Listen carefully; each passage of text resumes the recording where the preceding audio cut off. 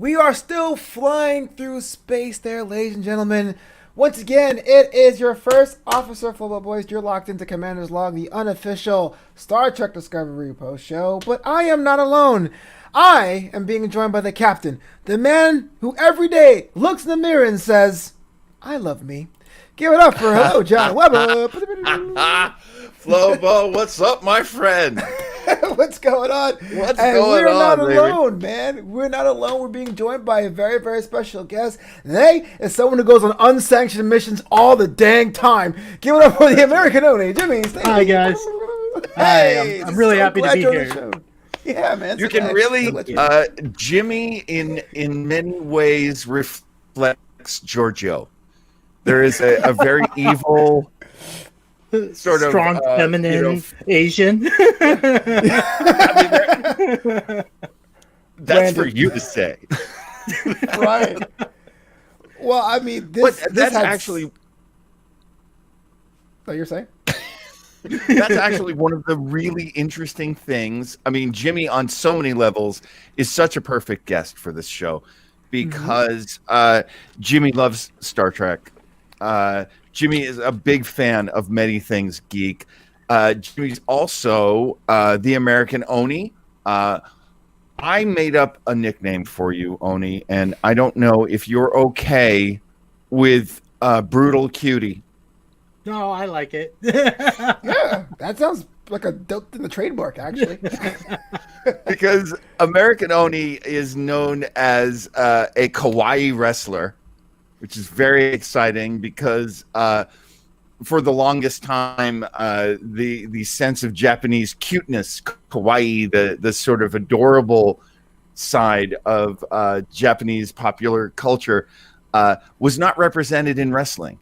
And right. Jimmy and Jimmy's partner in crime and manager, Pris, have been representing kawaii for 3-4 years now on the independent wrestling scene.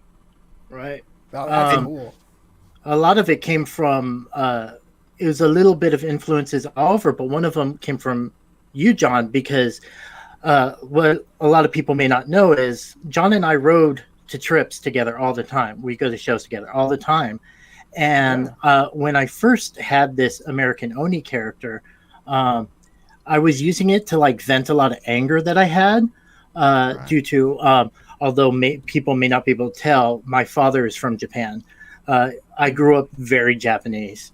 I am myself, I'm biracial, but I would get angry about a lot of the perceived racism, for lack of sense word, where I would see characters or Asian characters represented a certain way, and it would anger me. So I had this like angry character, and John, because John's a good friend of mine, was also noticing it was kind of affecting my personal life too, and he was seeing me become kind of an angry person. So I decided to bring in more of the fun kawaii aspects of our culture, as opposed to just when I came out before it was a kimono, an oni mask, tabe boots, which are like people consider ninja boots or whatever. Right. So so now I come out Hello Kitty, all that. and at the time you were very much of the strong style, as we say in wrestling.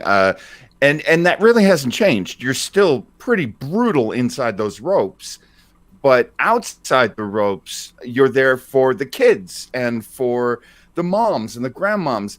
And I'm always in wrestling. I'm always encouraging people, appeal to everybody in the room, not just the hardcore fan, because there are plenty of big brutal wrestlers that the hardcore fan's going to love. But, they brought their wives, they brought their daughters, they brought their moms.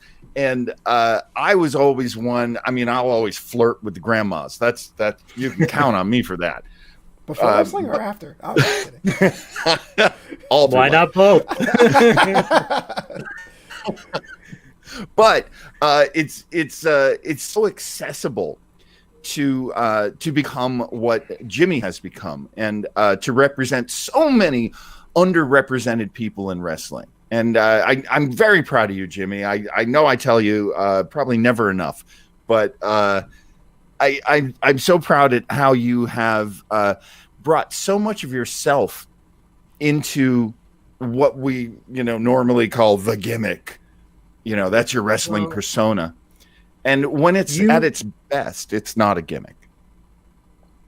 Well, you were also there when I decided that I was going to bring the personal aspect of me being a non-binary person out of my personal life and put it out there as a wrestling thing, because it's important as a queer person, because I'm also pan, that kids, even other wrestlers, see that it's okay. It's safe for you to be yourself and be out there and be the. By the way, I wanted to know that today I watched your guys' episode of where Tall story, essentially going to Trill and all that, and I saw how you guys spoke about non-binary people and pronouns and stuff. I want to say I really appreciated how you guys were open about that and are willing to educate yourselves on that, because as two cis men, it can be confusing. There's a lot of things in there that, like, generational is different. I'm 37 years old. I did not have this vocabulary growing up. So things are changing and moving and stuff. But I want to say I appreciate that you guys did that, as much as I appreciate the representation on the show as well. So thank you. Great point. No, thank you so and much. you're very welcome. Of course. We're just trying to be better men. And thanks for checking out the show. We need all the views we can get. That's true, but too. But you're right. I mean, one of the cool things about this season, we have give a shout out to Roblin11, who's just now following the Twitter page. Thank you so much for checking out the show. This is Commander's Log. We're talking about Star Trek Discovery, but wrestling. I'm here all sick of the channel, man. Some good stuff is coming through the pipe. A lot of good things as far as like advancement of character, especially now we saw Tall bringing in Stamets into, I guess, her dynamic now with her boyfriend Gray, and it actually went a lot smoother than I thought it would be. I thought it'd be at least an episode of being like, she's crazy, but Stamets was kind of like, I've been dead before. My boyfriend's been dead before. I totally get it, like it's funny because I put that in my notes when I was watching the show, that their relationship and the dynamics of their relationship, and this might be me and I realize that's what Star Trek is for. It's so you could put yourself into those characters and stuff like that. But I saw Stannis, an elder queer, bringing in a younger queer and be like, look, this is okay. This is part of us. And, I saw that reflection in queer society today.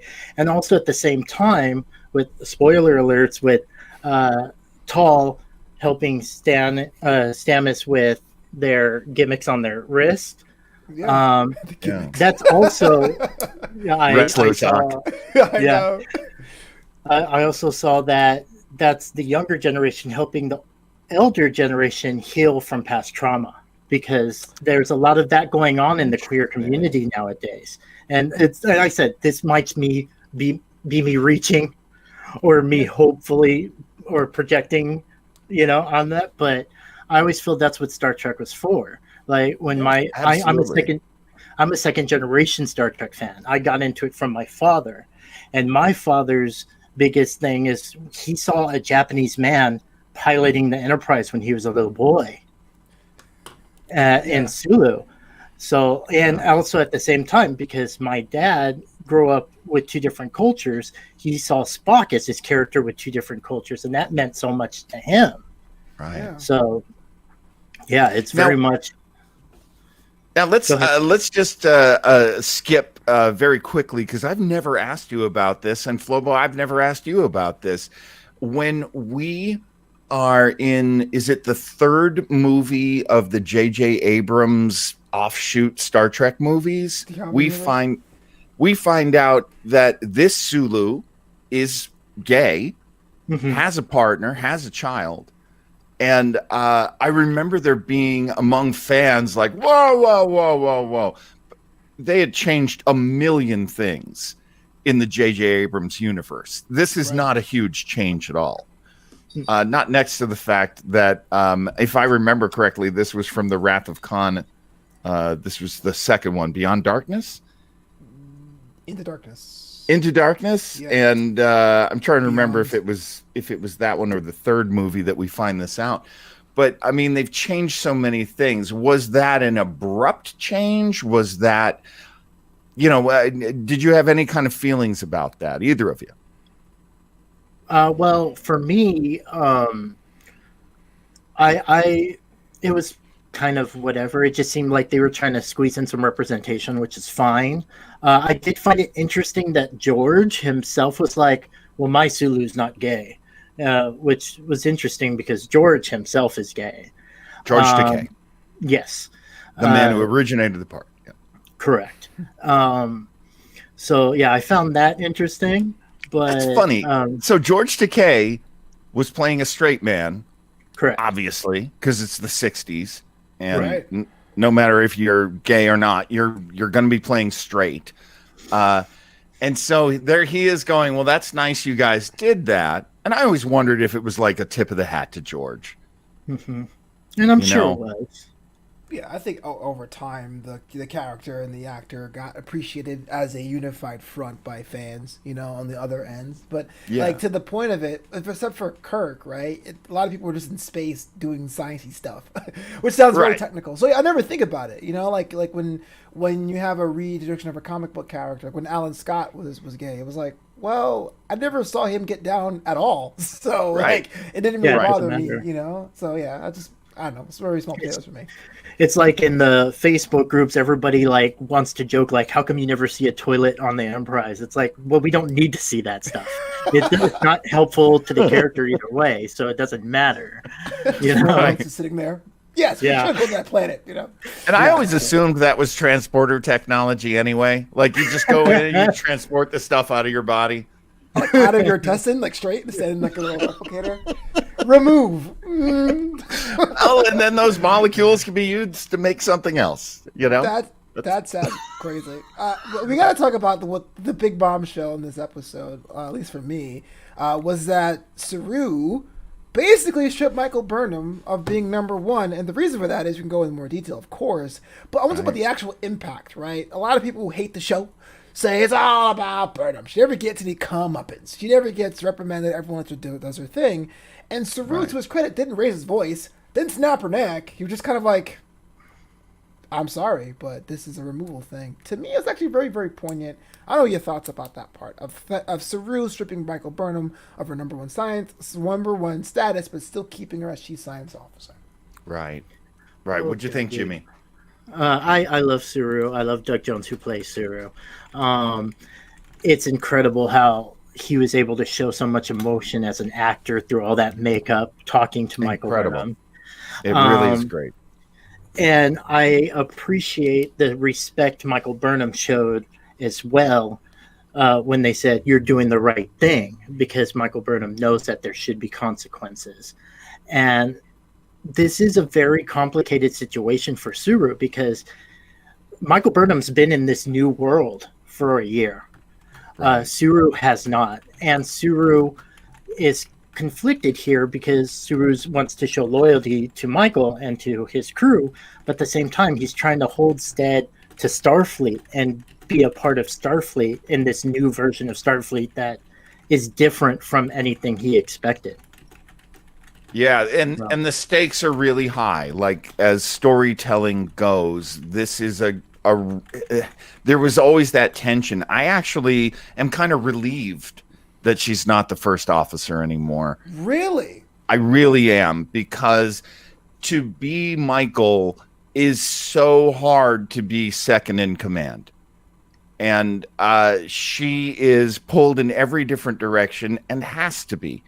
That's just who the character is. She's pulled within Starfleet and without.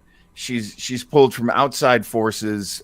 This last 3 years, I've seen fandom treat Michael so many different ways that I thought were unfair, but like you're just going to have to learn. You're just going to have to develop your relationship with her. Is my feeling towards them, because my relationship with her has been, look, she's got to do what she's got to do. Yeah, to your point, the Pris show says, I think it'll give the character more freedom. I believe Chris is right on that. For sure. And I think that was necessary. To have someone in the second season, we have Captain Pike, and Captain Pike is so much of Starfleet. He is so much like the best of what Starfleet puts in one person. And that's great that we got to see that. But when he and Michael Burnham are side by side, they don't occupy the same space. Mm-hmm. He's of Starfleet. She's from without. And it's fascinating that we have her there to be the bridge to Giorgio, who's very much the outsider. To be the bridge to Ash, who was very much an outsider.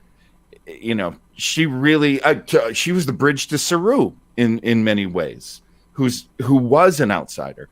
So and now to Book. Right, and Book is classic outsider. And what'd you think about that, Flobo? Little bit of space love. You know what? I'm torn, and I mean this in the best possible way possible. Because people say I'm torn. I don't really know about things. Michael Burnham deserves love, especially the first season. Because I always make fun of this. As much as I love the show Discovery, I always made fun of how season 1 tried to fit in the word "takuvmach" in every episode. Michael Burnham deserves love, and it was kind of apparent that she was on this. Any ship with someone of the opposite sex, or if you are of the persuasion for a year, you would imply that things were happening. Or Joe is kind of nagging at her. But I would have loved it if it was a giant swerve. I would have appreciated it if it was just like a good friend. So this doesn't upset me, but it's kind of like, man, Occam's razor, right? The most logical response is the response. I'm mad. You know what I mean? So I totally know what you mean, because I did respect this friendship. They were like, oh, you were alone together for a year, huh? Well, they weren't alone. They were going places, meeting other people. All of this. Giorgio even tortures her over it. And I love that little line of, do you remember that line, Jimmy? You said love. No, I said love. How could I love here a year without, you said love. Autocorrect? Like, who does that in speech? Oh, you spent enough time with me. You'll hear it. I live you. No, I'm just kidding.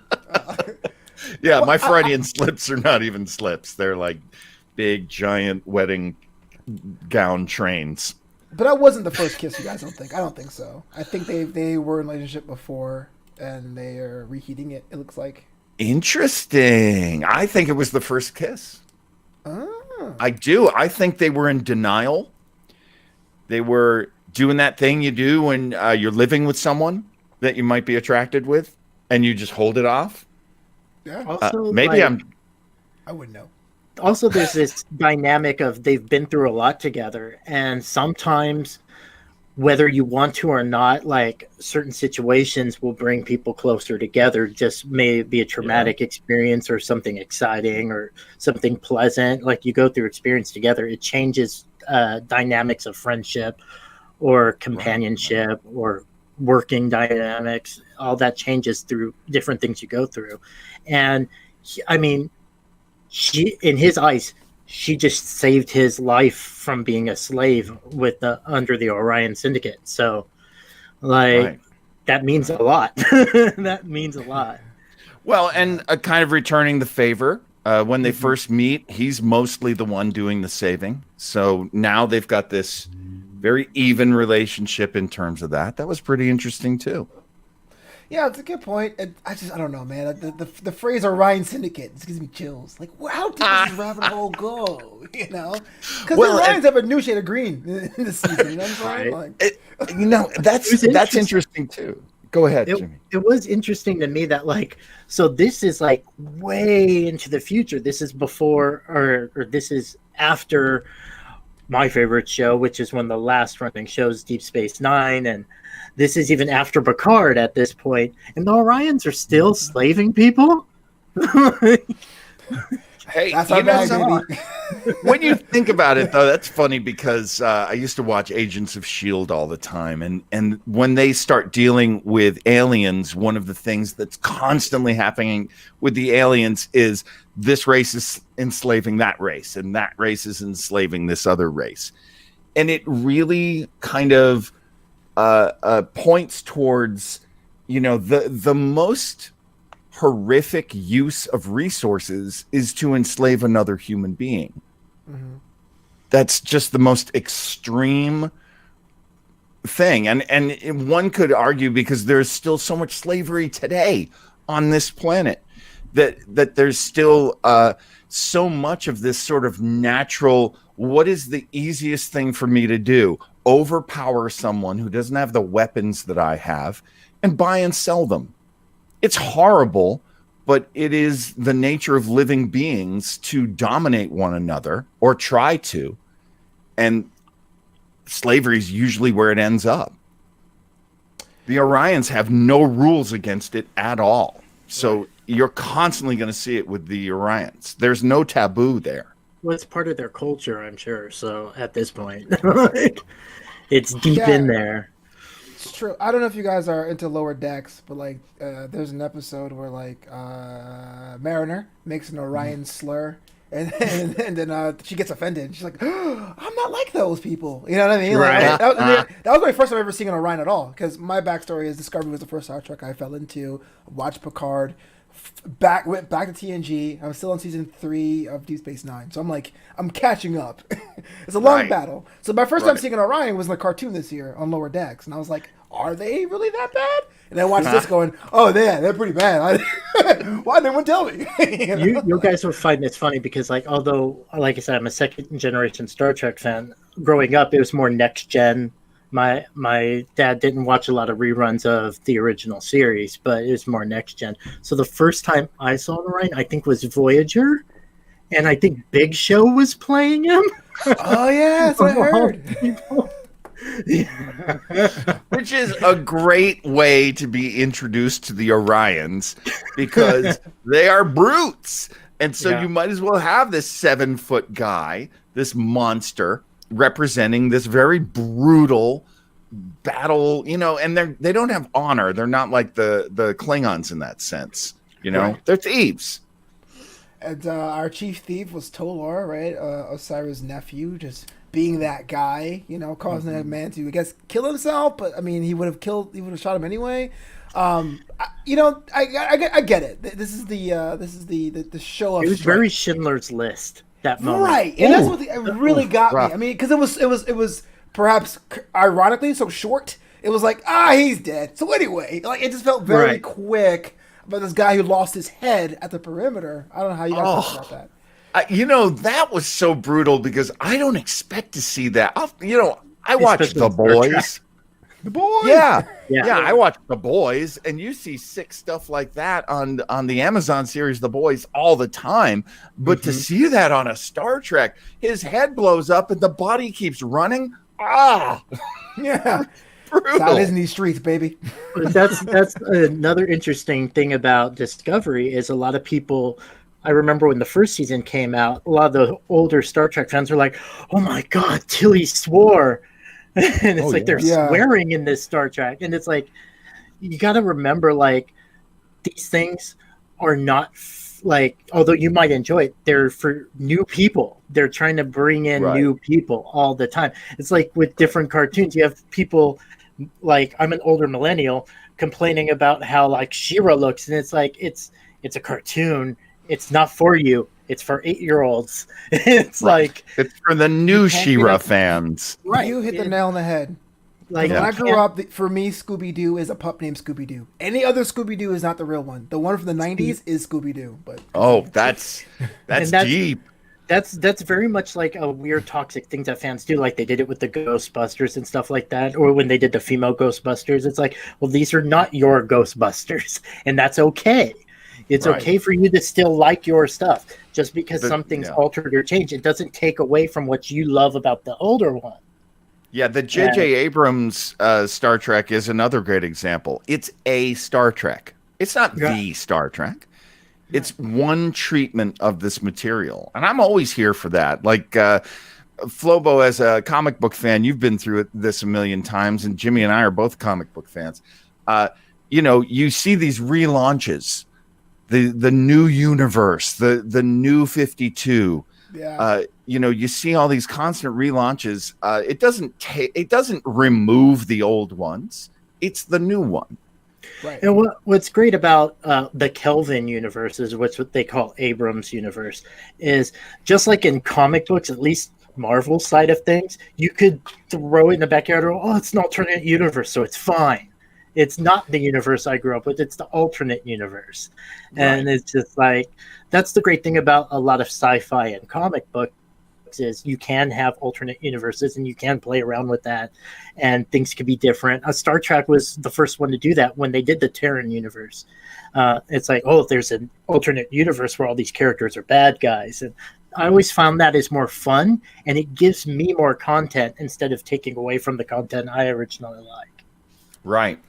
And that actually brings us to another thing that happened in this episode is we get more of what's going on with Georgiou's like flashbacks or whatever she's going through. She in the episode right before this one, when she's being interrogated by the Starfleet interrogator, who was played by I didn't get a name, but David Cronenberg.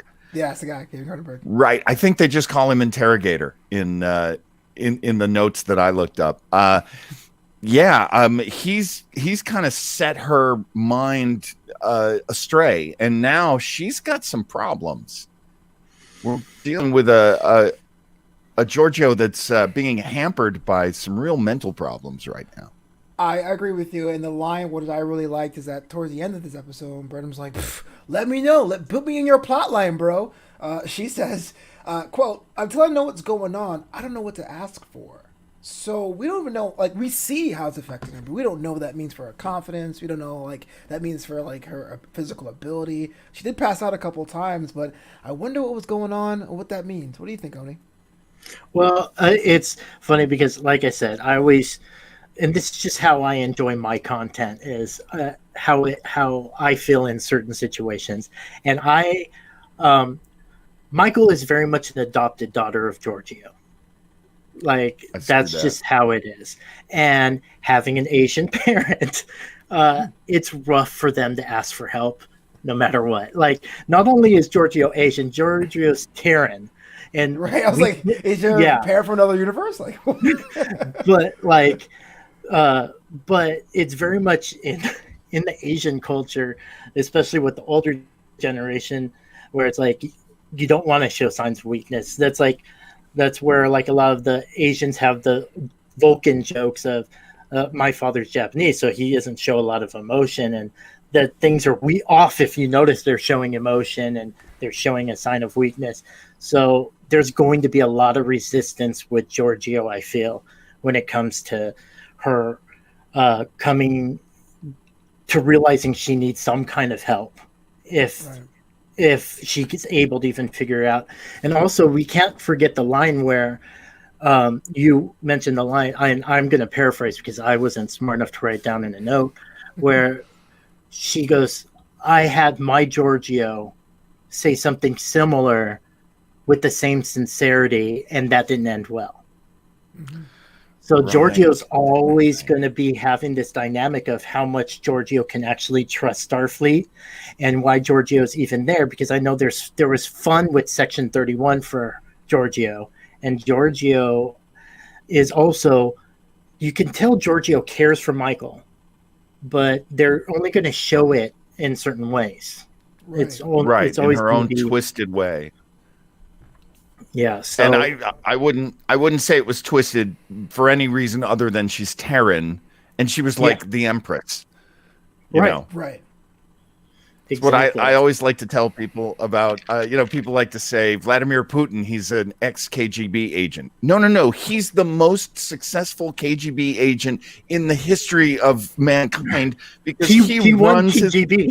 His country. He won the KGB. He won the whole game. Yeah, he won the whole game. So Giorgio is not just Giorgio. She is the almighty empress, the person who was in charge of people's lives and deaths in this empire. And that level of power, because Michelle Yeoh is such a great actress, because the writers are so good, they never let us forget her power, her imperial presence over everyone else.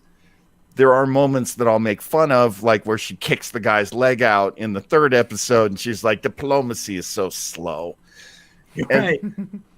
And that to me was such a, the jukebox isn't working, so Fonzie comes over and hits it, and suddenly it's playing 1 o'clock, 2 o'clock. Compare Terran Empress to Fonzie? What? It is what it is. Monday, Tuesday, happy days. They get us canceled. They get us canceled. Hey, what you gonna have? Before I get to my next question, I just want to say that Commander's Log is brought to you by Geek Renaissance. The holidays are coming up with Thanksgiving starting next week, so do yourself a favor, head to Geek Renaissance on Instagram at Geek Renaissance, on the website geek.renaissance.company.site, and buy some gifts for some friends. Check out some of the keychains and the baubles, all that cool stuff over at Geek Renaissance. John Webber's gonna buy like $200 worth of stuff, and I'm gonna watch it. I am so doing that. Make sure you support small business at Geek Renaissance. Discovery has a little bit of a different role now that they're within Starfleet. Got some upgrades, looking pretty fly. Pit my ride. Those worker bots. Crazy. Worker bots we saw in the intro are going to town on it, and they got those nacelles now that aren't attached to the ship. That's crazy. I'm sorry, I interrupted. I don't know. Do they juggle? Do they switch over? Do they get to combine on one side? We have no idea, because programmable matter is all up in that ship. Now, Oni, question. Upgrades are good. It makes sense for the story, the plot, all that stuff. But is it the right call to have upgrades so soon? Would you have stretched that out a bit? Would you have them be more over the ship? Or you're like, nah, man, get the good stuff now? Here's the thing. It's a story plot. I think it's seeds, because we got to remember Discovery is having that AI issue. We don't know what's going on with the computer. We don't know if it's just the orb. We don't know if it's that evil AI that they were fighting influencing Discovery. There's a lot going on there. So I think all this new technology is going to play into the story of what's going on with the onboard computer. Like even all their new badges and such. They're, you have that, I forgot that character's name. He's one of my new favorite characters. Linus? Yeah. He's going all over the ship because he doesn't know what the hell he's doing with this equipment. And I love it. He's like interrupting everybody and like but I think that's going to play into a long-term storyline regarding what's going on with the onboard computer, adding this new technology. And I mean, you got to look at like this, like the world it is now with our new technology. I mean, I've only been alive 30 plus years, and technology has drastically changed very quickly. And look how people are reacting about it socially. Like Facebook does a lot of good things. It helps out with different careers and stuff, but it's also a nightmare. You have people tearing each other apart left and right. So I think that's kind of what we got to worry about with this new technology going on the Discovery. Like, what's it going to do for the ship? I can't imagine being like a Middle Ages knight and getting like a laser sight when you land in the present. That just blows my mind. John, and they hand you a cell phone too. They hand you an iPhone. Right. Here you go. This is some of all human knowledge. Yeah. Right. And going off what you're saying, Oni, I see that as being a huge boon towards getting us more of that Star Trek that we know, which is we have technical problems. They are puzzles. And thank goodness we have the people we have to unravel these puzzles and to solve these problems. In Next Generation, you had the Holy Trinity of Wesley, Geordi, and Data. And they're constantly trying to solve problems, just the three of them. Now we have our trilogy, our trio. We've got Stamets, we've got Jet Reno, and we've got Tilly. And there are plenty of other people too. Was that I a defeated love side? Tig. Oh. I love Tig. Yeah. The more Tig I could get on Star Trek, the better. That's just my opinion. That Tig made me is so very much happy. Tig is very much the Bones. If you look Yeah. back at the Bones. original series, Good point. like they never like they're gonna fix it, but they're gonna give you crap the entire time. Like, Yeah, it's almost Yeah. like an earnestness to her snark. She's not snarky for the sake of being it, but it's kind of like, come on, that won't work because X, Y, and Z. And it's actually kind of refreshing, and it cuts to a lot of stuff, especially for me because I watch it as a new fan and I take notes. And like, okay, everyone's saying Maciel Network. What does that mean? She goes, this is the box. You're like, sweet. You know what I mean? Like, thanks for breaking it down. She'll break it down. Yeah, Now, I she's- appreciate that. before Discovery was announced and stuff, John could tell you I was writing what I was hoping was going to be like a web series, and Tig and Reno kind of cut away from one of the things that John had kind of because I wanted John to be in this web series and I wanted John to be the engineer, and John was like, man, I don't want to learn technobabble. That's so Like, fair, Hollywood Fair. John Weber over here. Jeez. because technobabble is like half the time, like Reno did. Half the time, fans are watching. They don't know. Like there are some fans that are really into it, and they do have the specs, and they study the specs of Discovery or the Enterprise, and they understand that 90% of the fans aren't paying attention to that. So they just hear this technobabble and stuff like that, and they're like, okay, but it's great. Like you mentioned earlier, where Reno's like, it's a box. Like, Yeah. Like, oh, thanks. yeah. I loved her approach to engineering, which was, look, I'm keeping people alive when they first meet her. She's keeping her crew alive. Yeah, I'm keeping them alive because they're machines. I know how to keep machines going. So medicine's not that confusing to me. And that's like a great moment where you go, she's cool. Yeah, she's like, that's an understatement. Some of your real quick thoughts about the Discovery's role as a rapid responder ship. I mean, they do have their own drive, and it's the Mycelium Network drive, and of course, I would use it too. But they're kind of not part of Starfleet. They're kind of hanging out. They're keeping their uniforms. This little side quest there. Is that the best call for Discovery? I heard some rumors or fan theories that they're going to like break away when it's all said and done. But I just feel like at the same time, they should be wearing the same uniforms, no? It's Interesting. I feel like that harks back to what we were talking about earlier is how much Starfleet is trusting Discovery and vice versa. I believe that Saru wants to trust Starfleet more than maybe Starfleet deserves as well, because there's this buffer there where they don't know what's going on. They seem to believe that they're from the past, but there's just this barrier there. And also, we don't know why I forgot what's called why all the ships exploded, what they're calling it, the burn. Yes, thank you. We don't know why the burn happened. Maybe it has something to do with Starfleet, maybe it doesn't. So I feel like the fact that that tension between Starfleet and Discovery is there makes perfect sense, because there's a lot of trust to be built. If they're both still good guys, there's a lot of trust to be built there for a lot of reasons. So that's my perspective on it. I think, and also that adds to the story. I've noticed this season has a lot more tension. Like you're seeing a lot more tense moments of what's going to happen next, and it's hard to tell. And as a wrestler and wrestling fan, it's hard to get me to think what's going to happen next. Like there's an old saying, you can't carn a carny.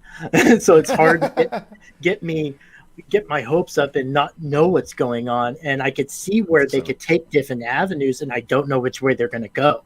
And that makes it a lot of fun. Sure, I agree with you. The press show says it seems the ship Discovery is being relegated to a Red Cross position versus ambassadorial. Good point.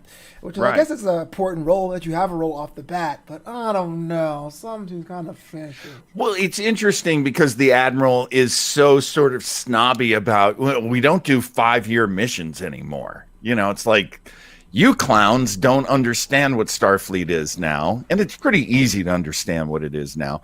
But yeah, Jimmy brings up a great point, and I hate myself for this. Like every time I watched Law and Order, one of the things that would always happen would be they would arrest somebody, and then I'd look at the clock. Because if it's not the half hour in, that's not the person they're going to arrest. They're going to arrest someone different. Because once they get to half an hour in, now it goes over to the lawyers. Right. And just knowing that, the way it works for Star Trek Discovery for me is every season has its own storyline, its own sort of, this is the world and this is how it is right at this moment. And so here we are, we're 930 years in the future. They're trying to get back to Starfleet. Is this from now on? Is this the series from now on? Or is it just this season? Because they do that. Right. And I don't hate it either way. I'm happy either way, but I kind of hate myself. And is this a Starfleet they want to be part of? That's a very good question. Because this Starfleet does something we could learn. It could be a Starfleet that doesn't have the ideals that Saru's holding on to. So, yeah, I think that's the big theme of when every time someone comes back to their home planet or their end of their journey, the whole the Odyssey curse being like, oh, what did I come back to? Sort of thing. But like Law and Order is a kind of a crazy example because like that show will always be between 42 and 44 minutes. Like Star Trek Discovery this season has aimed between 48 and 55, and that's huge. Right. Like knowing where your act breaks are. So I hear what you're saying, but one of the cool things that we got some information today is that there's a theory now prevailing that the burn has a point of origin. It wasn't just like a random it was actually from something or somewhere. Hoping that black block to tell us something. Any predictions of what that could be? It's a good question, man. I mean, there could be so many things. We know they shot that problematic AI into the future somewhere, and they're like, it's not our issue when that happened. And I mean, that's basically how they handled it that season. So it could tie into that.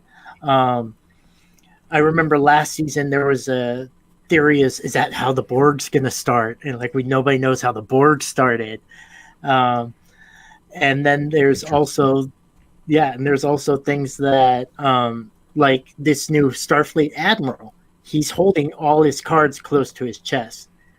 And like I say, you could go back to You Can't Karna Carney, like he's taking all the information from Discovery, but he's not giving anything back. Yeah. So there's a lot of things there. It's like, well, why aren't you sharing?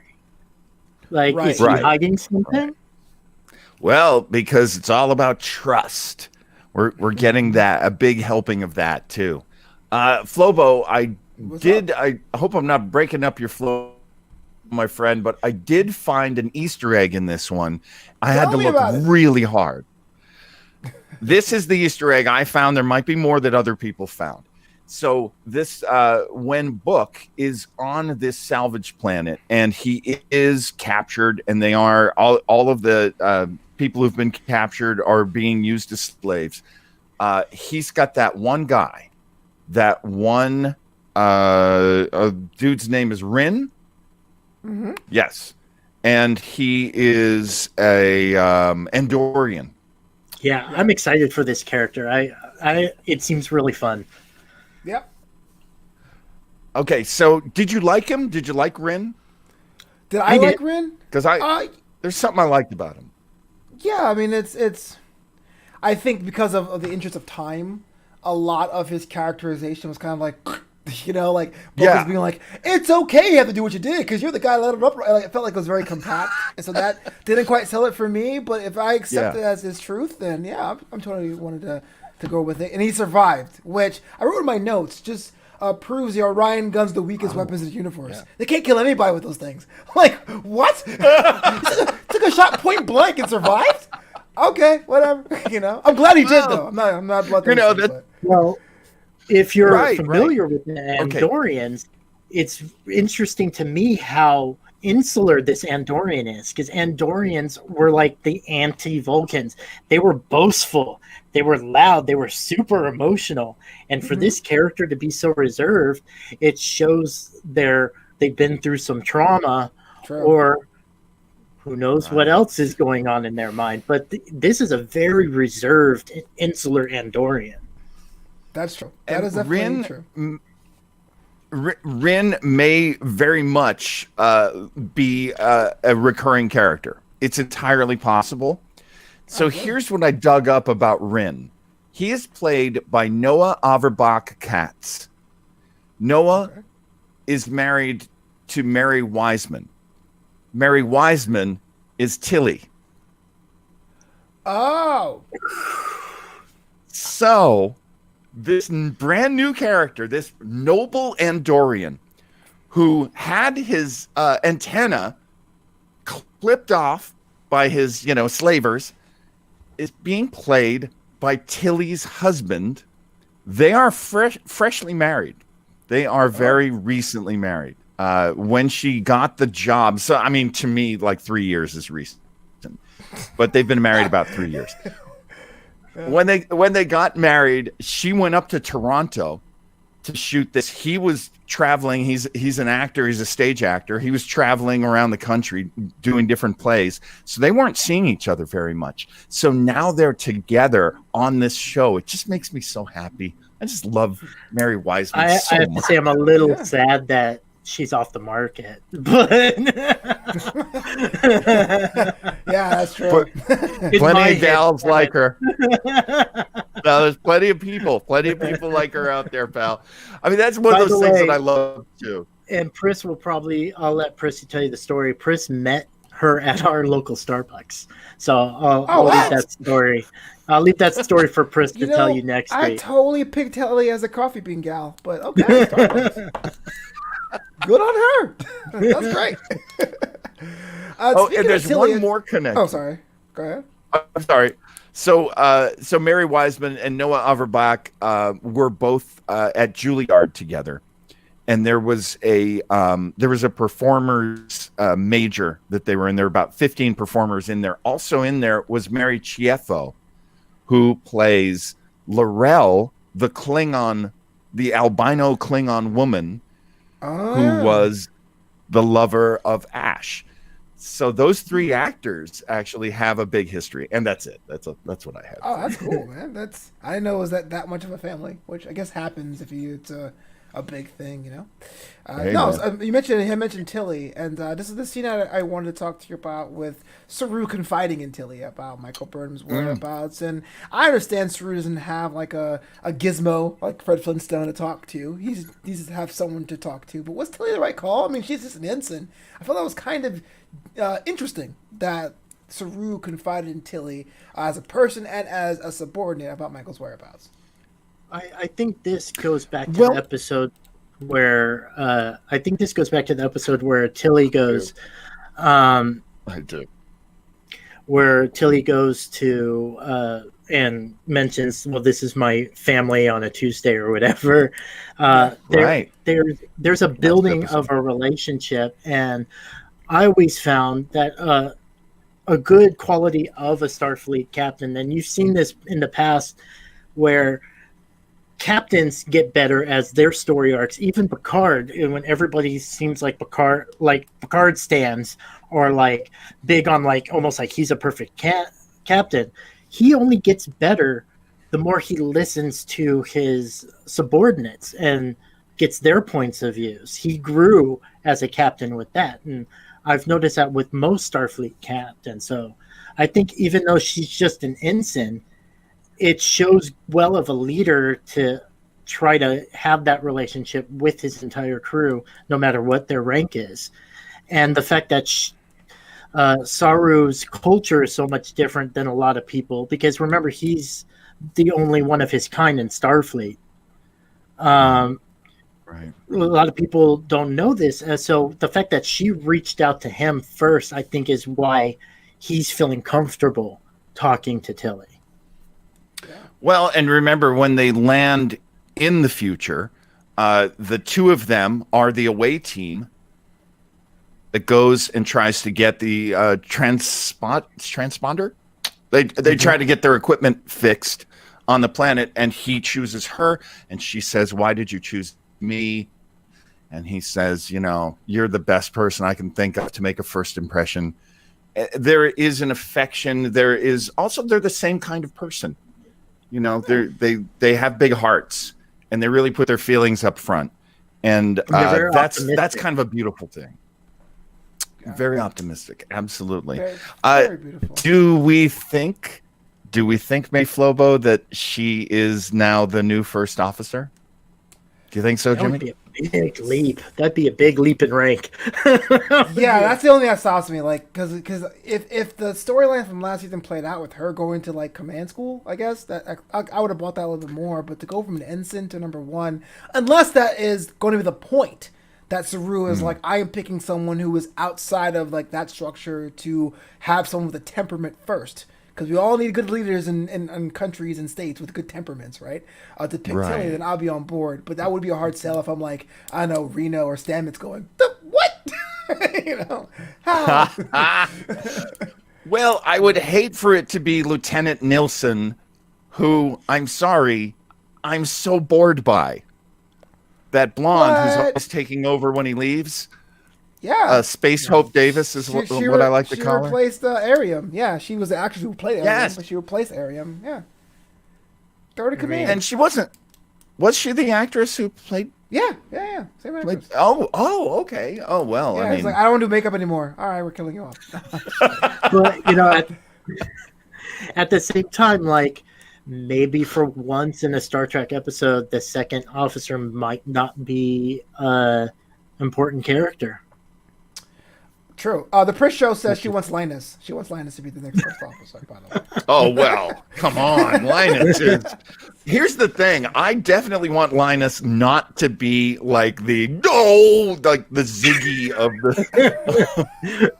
See, I find that character very queenie. That character's very queenie. No.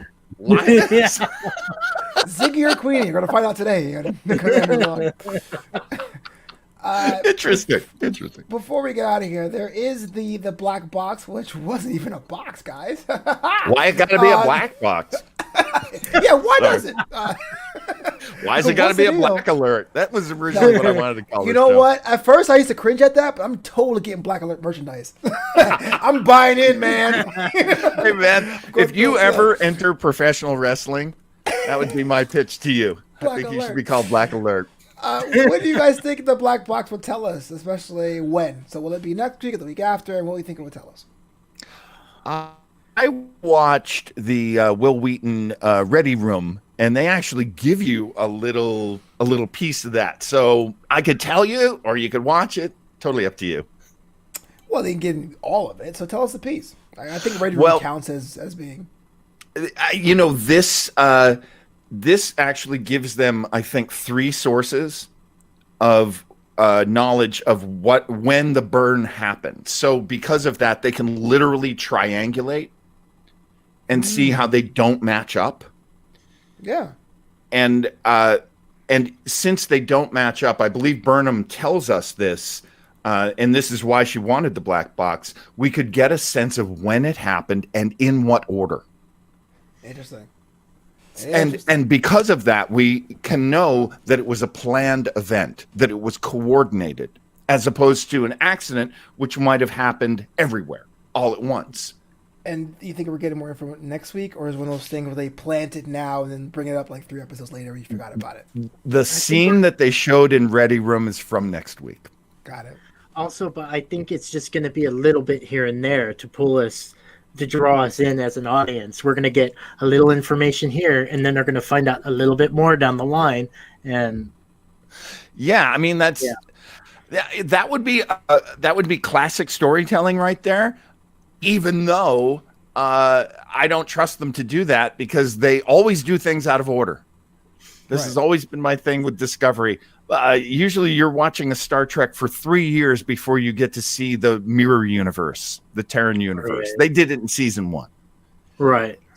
They're constantly messing with your expectations, constantly messing with... That's why I'm not able to predict anything. Like, I have theories and ideas, but you can't predict anything because they are doing things out of order. That season 1 was so fast. I used to get so much heat from Star Trek fans when I said my favorite captain was Lorca. They're like, it's Picard. I'm like, but Lorca's cool. Oh, all right. Lorca was so cool. He was. He was.